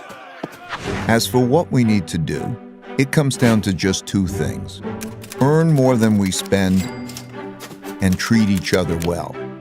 All other things I mentioned, strong education, inventiveness, being competitive, and all the rest, are just ways of getting at these two things. It's easy to measure if we're doing them. So like people who want to get fit, let's get on the program and improve our vitals. Yes, Let's do that individually and collectively. we can do it. My goal for sharing this picture of how the world works and a few principles for dealing with it well is to help you recognize where we are and the challenges we face, and to make the wise decisions needed to navigate these times well. Yes. Since there is a lot more to discuss and we are out of time, you can learn more in my book, Principles for Dealing with the Changing World Order, and I look forward to continuing this conversation at economicprinciples.org. All right. That's it. That's the video. Interesting. Let's see if I can make myself bigger. Look at that. Taking up the full screen. So that's the video. And so like kind of my prospect on the middle parts describing now Alex says he doesn't believe in the big cycle, and I'll get to that. I like his causal inference. So he's laying out a path of this happened. So in the beginning of it starts with the initial condition, there's education, and then there's innovation, right? And then there's competitive markets, right? And then there's world trade. Like, he was leading you down a causal path, and you can understand what he's talking about. Now he falls flat on just emphasizing gold way too much, considering we're now in a modern society where we don't have a gold standard. So, like, does his theory, his causal theory, hold up? I question that. And then at the end, I just found it got really fluffy there, and he started making inferences of what's going to happen, and it didn't seem to be based on the good logic that he laid out in his causal chain, minus the gold standard stuff. So that was kind of problematic. Let's see what we've got going in the chat. Alex, earn more than we spend from who? Money equals zero. That's true. You create a loan asset on your asset side for the bank. They mark up a liability account, which is a bank account. Row sums to zero. Agreed. Zaza. Zarza. I wish there was an R in it. Zarza. But Zaza. Zaza? Zaze? Production quality, it was. Let's face it, that was a well-produced video, and it's gotten millions and millions of views on YouTube. It's been out for a couple of years. You can find the book, right, that kind of backs up this video. You can find it on Google. Just type in the name of the book, Changing World Order, Ray Dalio. You're supposed to buy it, but it's out there for free. And I read through it, and I was looking for equations, and there is no model, right? So, but somebody could model, and like I said, it holds resemblance to the world model. So if we look at the world model, right, it's an overshoot and collapse model, right? So he could model this out, and I wonder if somebody did, would there be a different set of conclusions from what he described at the end of the video, right? Because that's when you get into emergent properties, when you model a complex system. And this, of course, is the world model. And if you look at the bottom right-hand corner, you can kind of see all the causal effects and how they interact with each other. If somebody had done that, I wonder, are there different results that come out? Let's see what else we've got going on in the chat here. Another one, Alex. China would have to stop sell. Okay, yeah, that was about the bonds. That was pretty, yeah, that was pretty stupid. Okay, and here's the big cycle. So I'm not sure about the big cycle, but the closest real economics to this is Cantillon. So here's my idea. So there's also they call it the Kondratiev economics long wave cycle. I've never been a big buyer into this, and I didn't prep the model that I have. But so Steve and I kind of extended a model where there was government spending, and it's a Goodwin cycle model. And we kind of produced, the normal business cycle every 4 or 5 years. And then we produced a long wave via government spending, right? Maybe on Sunday on the Relearning Econ live stream, I'm going to play that model out, and we can discuss that a little bit further.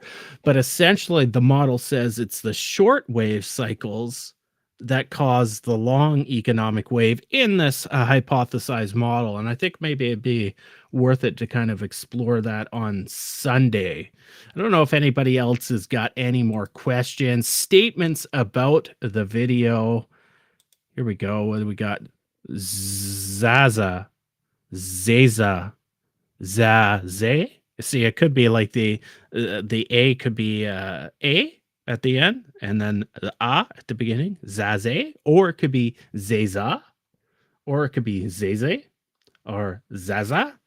Could be all that. A year ago now, I used to believe in the 18-year property cycle, thanks to Warren, Steve, you, and Doug. I have seen the lights. Well, thank you. There are cycles, and I forget the name of the book, and it was all based on cycles that we see. The first one was right. So are we using an A sound or an A sound? Or is it Zaze? Zeza? Zaza? I love it. Sorry. I'm sorry. But we see these cycles, and there's been many books written about it in the past.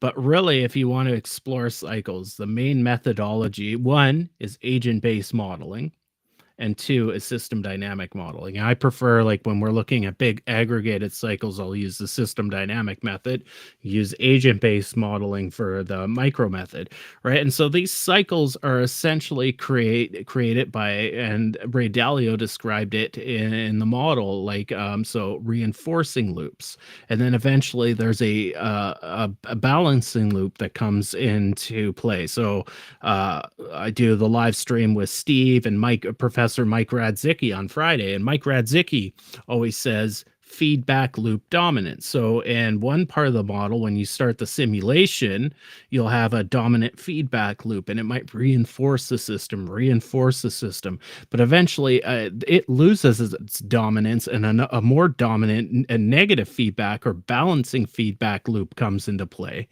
And that causes the cycle, right? And then you could have this be like Doug and I with our national model. It's a never end. It's cycle up and down, so it oscillates between the different either positive feedback loops or negative feedback loops. And in our national model, there's 100,000 feedback loops, 100,000 plus, right? And so each of those are activated and become dominated depending on the endogenous state of the system, right? And so you might have a cycle at this point, and it got an amplitude and a frequency, but then in the next cycle the amplitudes may be lower and the frequency's longer, right? Because there's other different parts of feedback dominance going on, right? And also it may not take that classic bell-shaped curve, right? It can change over time.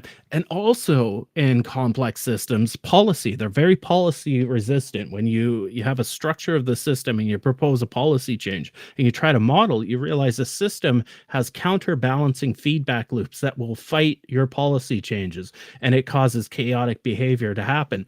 For instance, like, productivity gains are better when workers are on the winning side of the business cycle. So the business cycle essentially is, and this is simplistic, if you have capitalists and you have workers. So at one point of the business cycle, when it's actually it would be the down point of the total output cycle, the capitalists have power. They have more profits, right? So at that point, they start investing into the productive capital stock.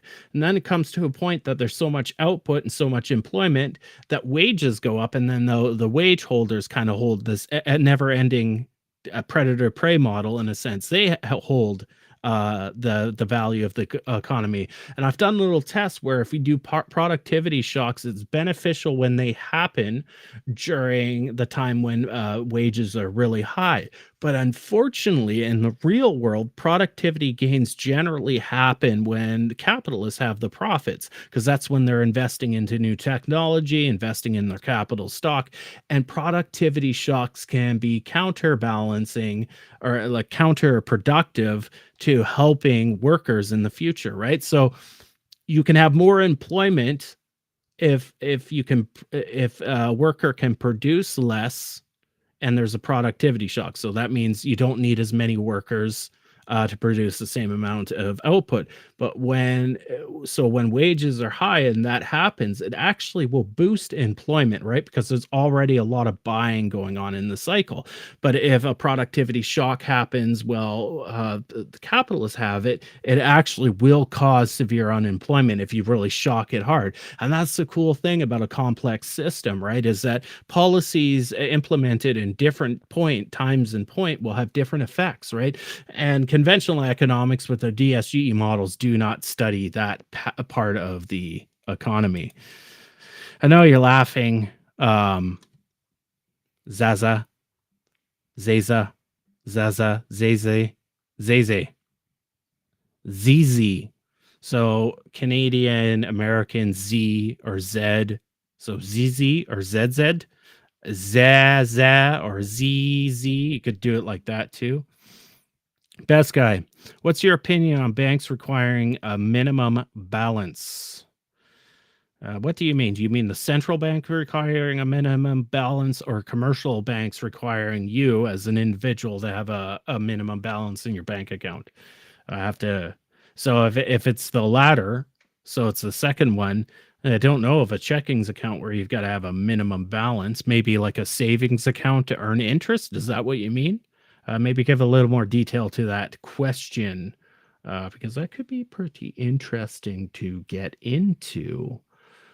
Any other questions you got before I take off here? I'll try to do 2 hours here. What are we at? 1 hour and 47 minutes. You know what you got to do? You got to hit that notification bell. If you're watching now and just tuning in, make sure you hit the notification bell. Got to grow this channel. I've been doing some YouTube shorts, just some funny ones, and one of them got to like 10,000 views. It's like, I wish my live streams got that many views. Maybe I have to be more controversial. Maybe I have to sell out a little bit to the neoliberal side and say some doom and gloom type Austrians. Saving account. So you mean a savings account. So what you're suggesting is that you have to have so much money in a savings account before you earn interest? Well, I'll let you answer that one.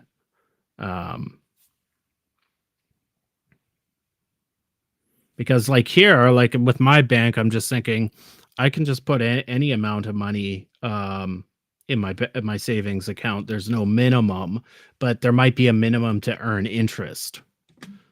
Frank, thanks, buddy. Trying to grow the channel. Try to watch it. I know you stayed throughout the whole stream. That's another thing with like the YouTube algorithm. The two biggest things are like click-throughs.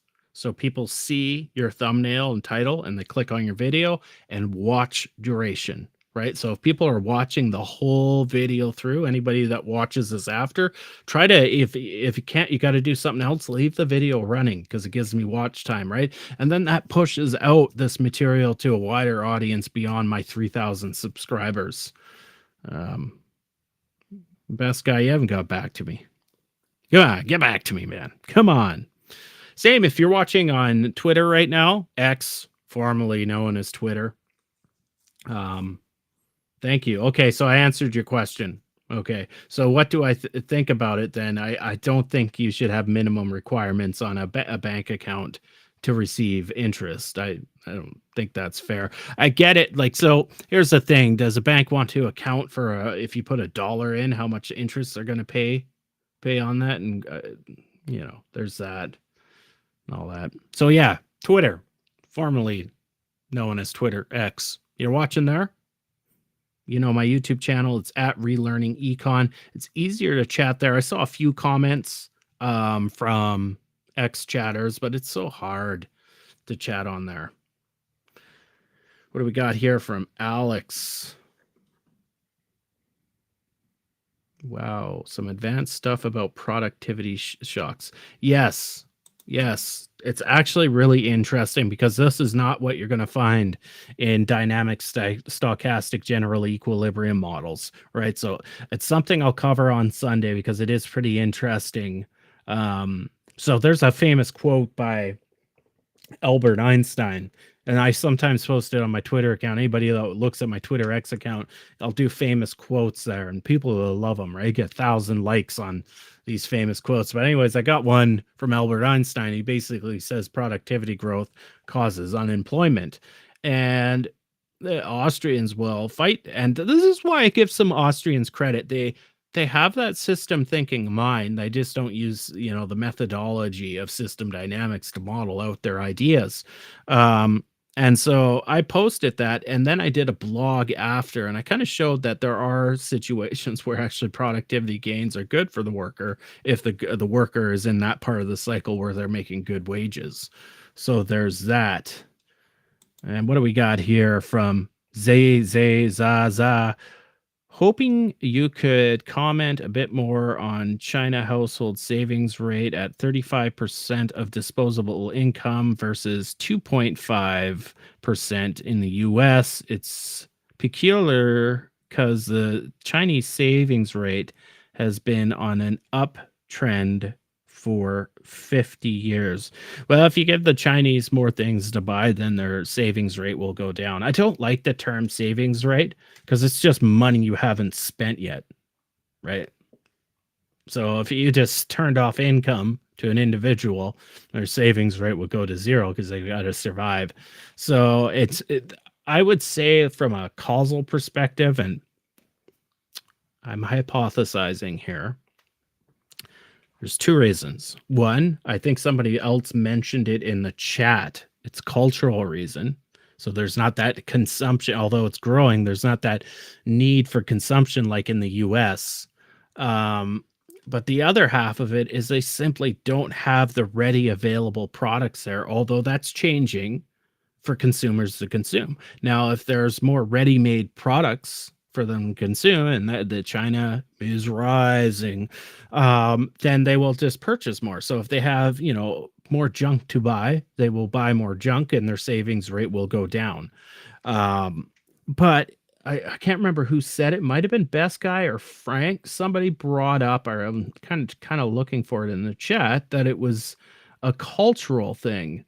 And I would agree with that. Like culturally, so I haven't been to China myself, but I live in Richmond, Canada. And so Richmond, Canada, I'll try not to make this sound racist or anything like that, but when Hong Kong was given back to China, we had a huge influx of people from Hong Kong come to Richmond.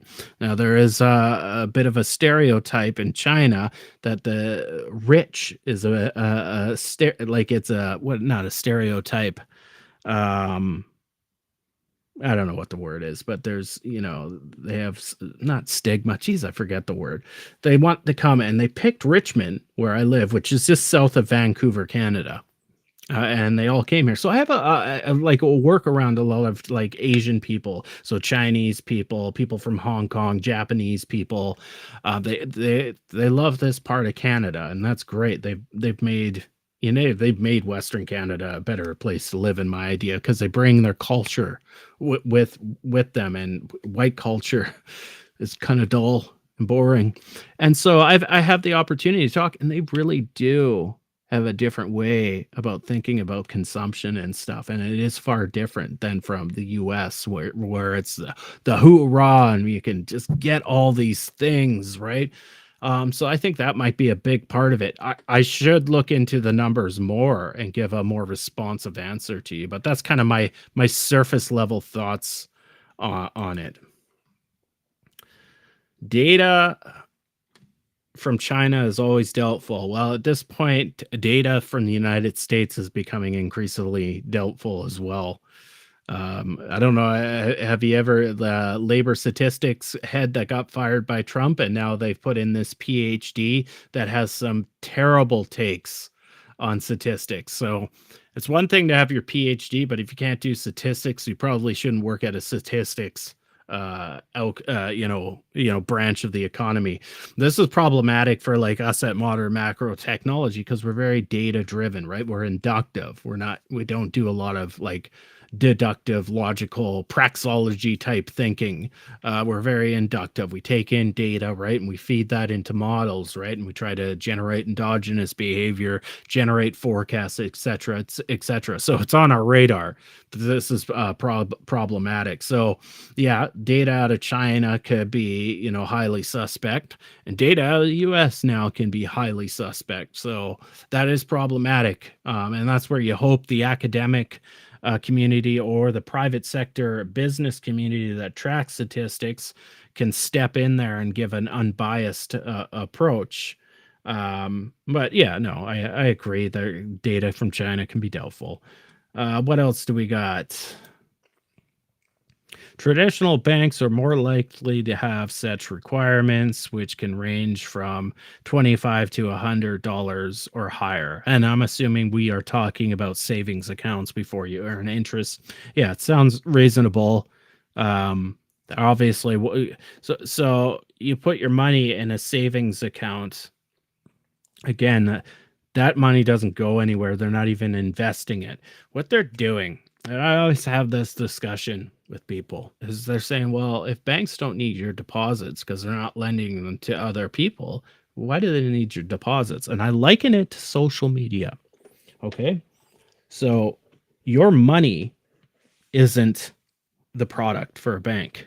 You are the product for the bank, right? So when they attract you to deposit your credit with them, right, now they have the option to sell you financial products, i.e. a mortgage, a loan, or some sort of secured bond asset, right? Where you then actually give them parts of your credit so they can actually invest in other things, and you don't have access to that money. It might be some sort of term deposit. Down in the States, you have CDs, certified deposits, et cetera, et cetera. So the reason they don't want the liabilities of it is a liability, okay? When you have an account with them, that's literally a financial liability.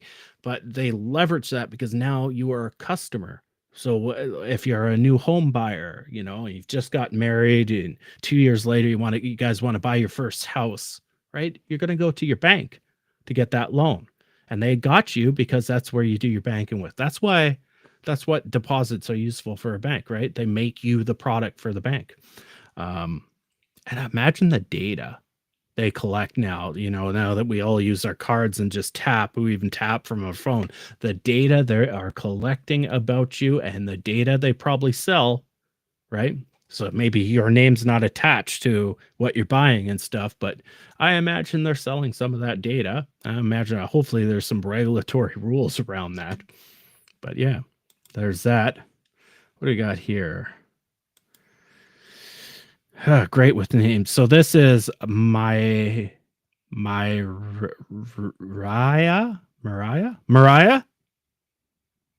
Maybe you need to go take some reading. I never can trust if names are real on YouTube anymore.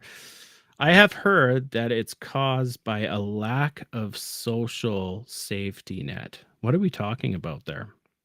What are you referring to there? I'm interested. I want to answer a question.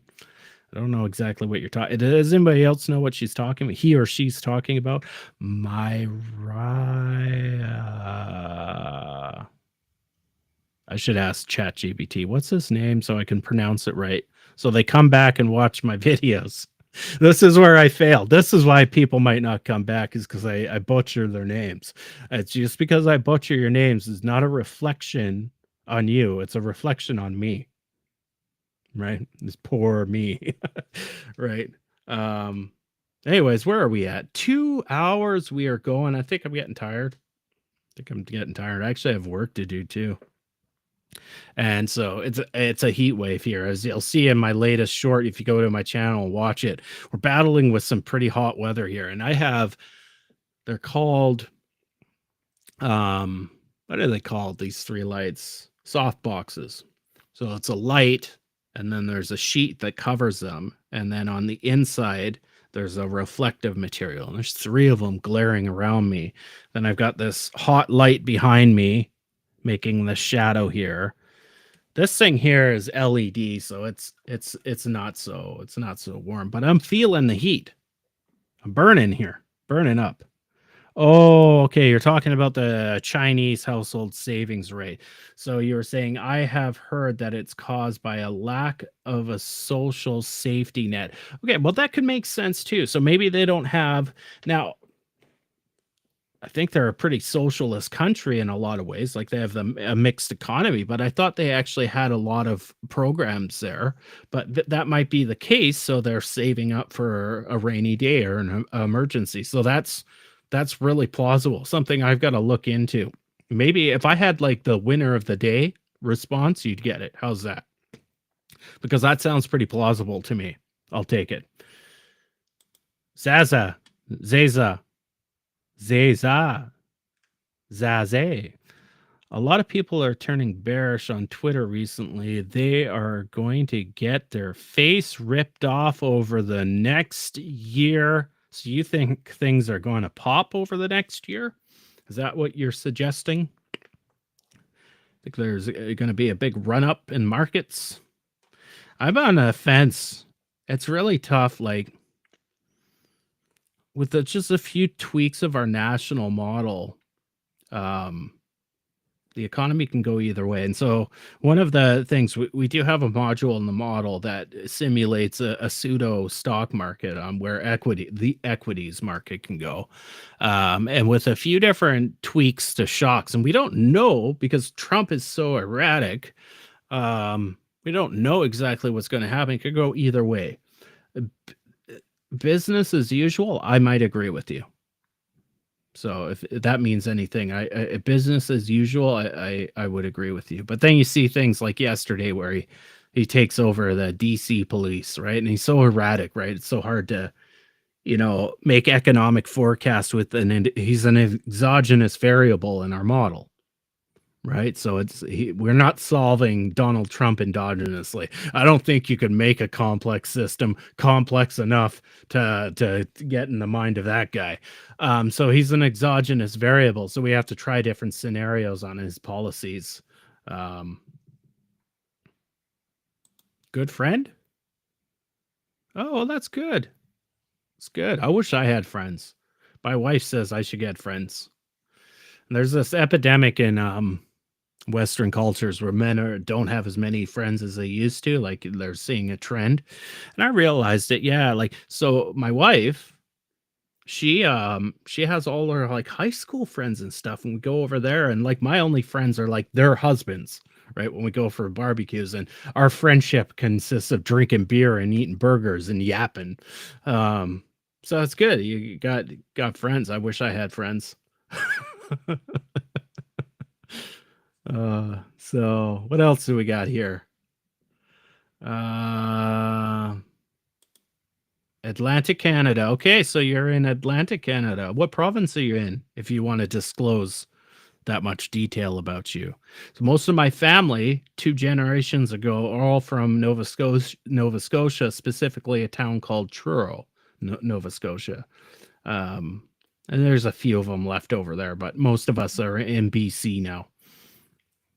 But yeah, no, where are you from over there? Are you a Newfie? Am I allowed to say that on YouTube? Nova Scotians. So up here, any of our international viewers, we do have nicknames for provinces. So Nova Scotia, it's Blue Nosers. PEI, because they grow potatoes there. I think we just call them potato eaters. Not to be confused with the Irish, which I have Irish blood inside of me. So I can say potato eater. It's okay. And then Newfoundland, we call them the Newfies.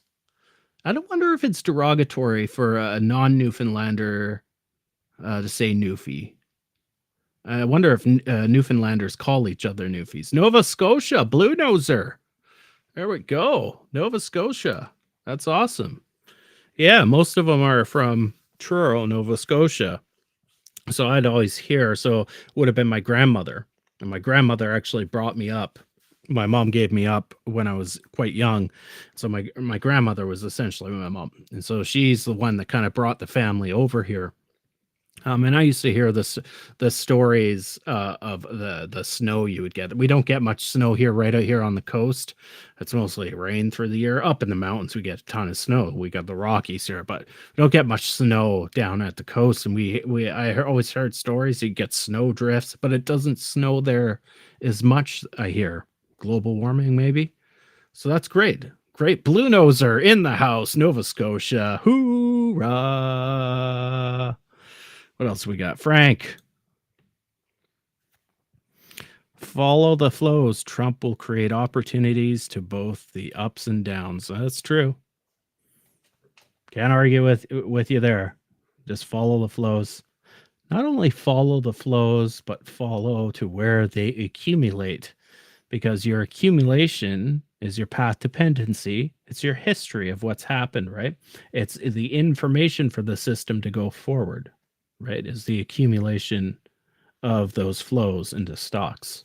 And I'm getting a little bit dorky with system dynamics there, but that's a big part of systems thinking and system dynamics, right? Is your flows do flow between stocks, right? And they're important. Their rates of change over time, they're dimensioned in time, but they do accumulate into something. I think that's it, though. I think we covered everything, or I'm going to start talking about Canadian maple syrup. Nobody wants to hear about Canadian maple syrup. It's been great. I'm glad we got some people that rolled in. Make sure you try to, hit up my live stream as much as you can, even if you're kind of working or doing something else. If you can leave it running on your phone or leave it running on your laptop. And if you can't watch it, that's fine. But then it helps with engagement. We would push it out more, right? Or if you are here, just chat and say hello. It's great. It's great to interact with people like live. Like I did, my Patreon's growing quite well, right? And it's a portion of my income now, so that's great. But I don't get to like sit and just yap with you guys. I like doing that. It's fun, right? It's fun to debate small things, whatever. Talk about blue nosers and newfies. It's great stuff. But anyways, I think that's about it. I'll see you Friday. Friday, we're going to do a live stream. Steve's not going to be on the live stream. He's gone over to Thailand for a little while, but he'll be back in a couple weeks. I do have something good to announce. We will have Michael Hudson on the Friday live stream, maybe about a month. So that should be really cool. Like, that guy's a wealth of information. So check that out. Make sure you hit the subscribe button, hit the notification bell. Find me at patreon.com/relearning economics. We will see you Friday. Bye-bye.